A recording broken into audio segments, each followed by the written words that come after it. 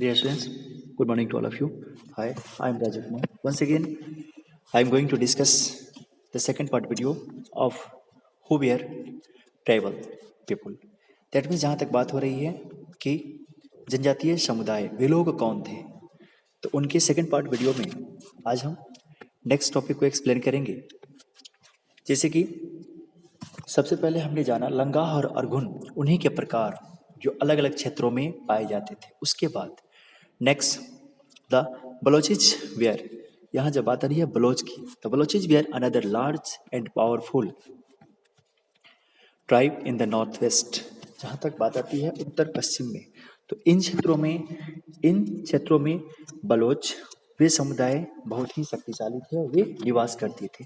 They were divided into many smaller, जब बात आती है they were divided into many smaller clan, यहाँ बात आती है दैट मीन्स कुल की। तो वे लोग इन समुदायों में दैट मीन्स जो बलोच जाति थे बलोच, उसमें विभिन्न कुलीन वर्गों में विभाजित थे। अब यहाँ जब हमने कुलीन की बात की दैट मीन्स कुल की बात की, तो यहाँ हम उस कुल के बारे में एक्सप्लेन करेंगे, पहले जानेंगे। That means here is clan, जिसे हम बोलते हैं कुल। Clan is a group of families or हाउस होल्ड claiming descent from a common ancestor. यह जब बात आती है परिवारों या घरों का एक ऐसा समूह, मतलब यह बनता है, इसका निर्माण होता है फैमिलीज और घरों उसके सदस्यों को मिला के। अब कैसे?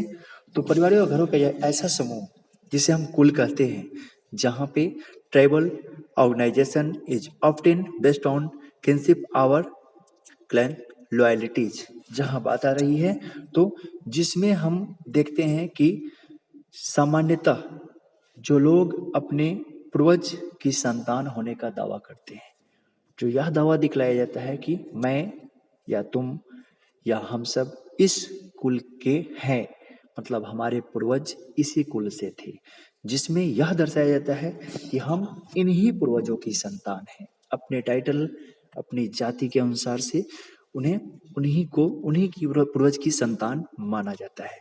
तो जिसमें अपनी दैट मीन्स पूर्वजों की संतान होने का दावा किया जाता है, उसे हम यहाँ कुल के नाम से जानते हैं। तो ऐसे भी tribal organisation is often based on kinship और क्लैन लॉयल्टीज। दैट मीन्स यहाँ बात आ रही है जब, तो जनजातीय समुदाय संगठन जो था, ठीक उसी प्रकार किनशिप बॉन्ड दैट मीन्स नातेदारी का बंधन, एक नातेदारी या कुल संबंधी निष्ठा पर विश्वास करता था।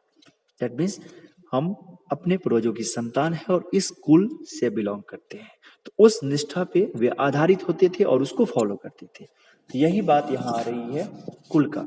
तो उसमें विभिन्न वर्गों में बटा हुआ है। आज भी जो हम अलग हिंदू धर्म में देखते हैं कि अलग अलग जातियों में अलग अलग कुलों का वर्गीकरण किया गया है।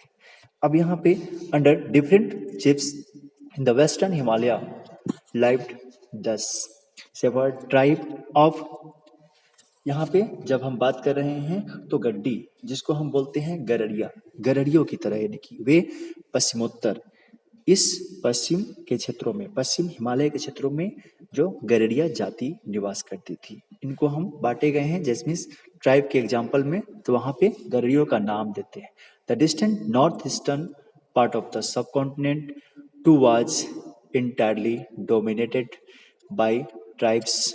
यहाँ जब अब नेक्स्ट में बात आ रही है उप महाद्वीप के क्षेत्र सुदूर उत्तर पूर्वी, जब बात हो रही है तो इस भाग पे जैसे हम नाम सुनते हैं जो द नागाज एंड अहोम्स, नागा जाति, नागा कुल, इस समुदाय, ये दैट मीन्स यहाँ डिस्क्राइब हो रहा है, यहाँ बतलाया जा रहा है ये tribes, that means type of tribes Nagas and Ahoms and many others. तो उसमें हम नागाज अहोम्स का नाम सुनते हैं जो मेघालय, मिजोरम, सिक्किम इन क्षेत्रों में पाया जाता है। नेक्स्ट में हम बढ़ रहे हैं in many areas of present day Bihar and Jharkhand.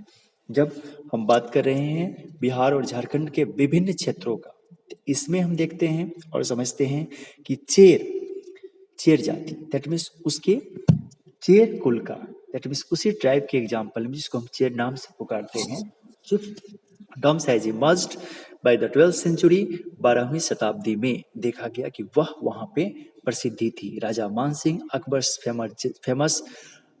Famous general attacked and defeated the Cheros in 1591 1591 में, जो कि राजा मानसिंह अकबर के प्रसिद्ध सेनापति, उन्होंने इन जातियों पे हमला किया और उनको लूटपाट करते हुए जो भी संबंधित उनके पास जो सारे अच्छा खासा उन्होंने मतलब यहाँ से संग्रहित किया, उनको लूटा।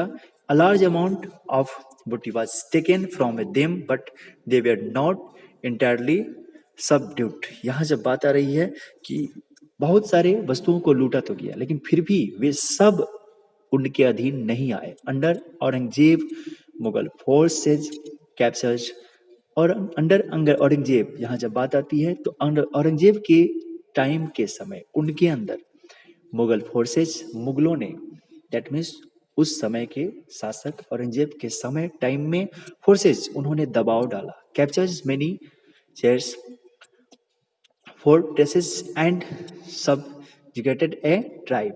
यहाँ जब बात आती है तो इन मुगलों के अंतर्गत उस टाइम में उन्होंने उस पे अपना आधिपत्य जमाने की कोशिश किया और दावा भी किया और करके दिखाया भी। Among the other important tribes that lived in this region and also in Odisha and Bengal. और इन क्षेत्रों में हमने इनको उड़ीसा राज्य जो आज भारत देश का एक अभिन्न राज्य, और बंगाल, वेस्ट बंगाल, इसमें भी पाई जाती थी। नेक्स्ट में हम देखते हैं तो ऐसे ही डिफरेंट जगहों पे जो अलग अलग जगहों पे यहाँ जो उदाहरण दिया हुआ है, एग्जाम्पल दिया हुआ है, वो अलग अलग जनजाति पाई जाती थी।